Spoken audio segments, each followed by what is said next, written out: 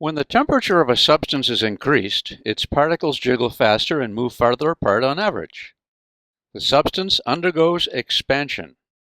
With few exceptions, all forms of matter, solids, liquids, and gases, expand when heated and contract when cool. Here's a weight hanging from a length of wire. When the candle is moved along the wire and heats it, what happens to the height of the weight above the surface?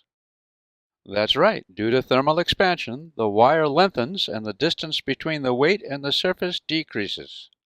Similarly, what happens to the sag of overhead electric wires on a hot day? We see the wires become longer, which is why they sag closer to the ground. Or what happens to railroad tracks on a hot day? Again, thermal expansion occurs. Unless proper precautions are taken when laying the tracks, expansion in extra hot weather can result in unwanted buckling. Different metals expand differently. Brass, for example, expands more than iron for an equal increase in temperature.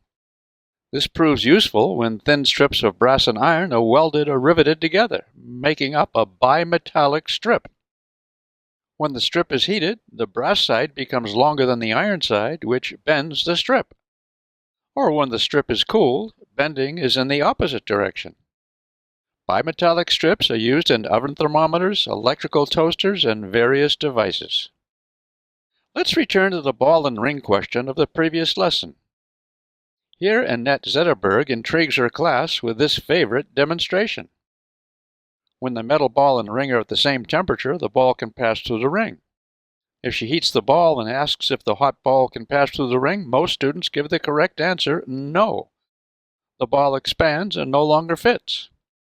But if Annette instead heats the ring instead of the ball and asks if the ball will pass through, the class response is mixed.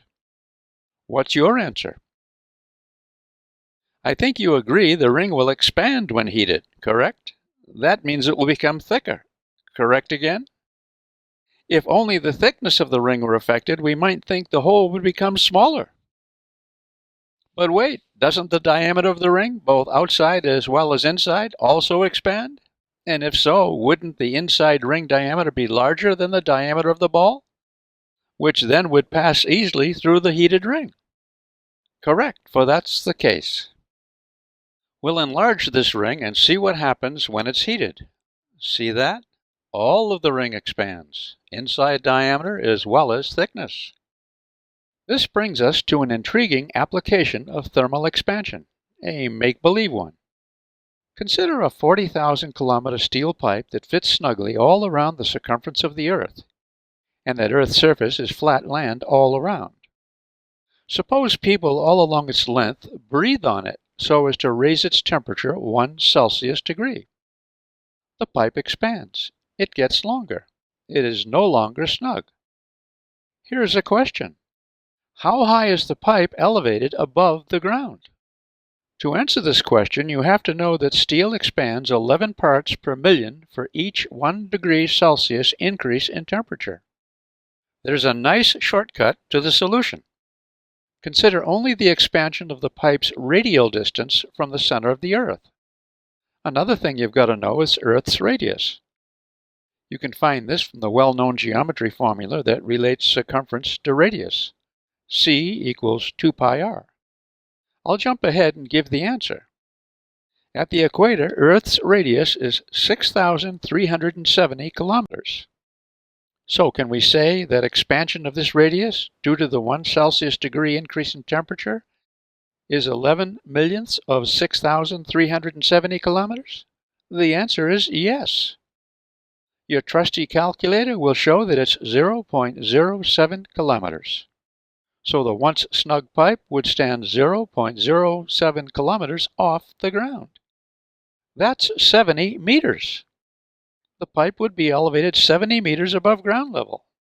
That's like the 20th floor of a city building. Astounding. Sure, that 70 meters is a lot, but realize it's only 11 millionths of Earth's radius. Thermal expansion is more evident for big things. Bottom line, thermal expansion is an everyday and vital concern to engineers of all kinds. I want to leave you with a question. Here's a metal ring with a small gap. If you were to heat the ring, would the gap become wider or narrower? Until next time, good energy.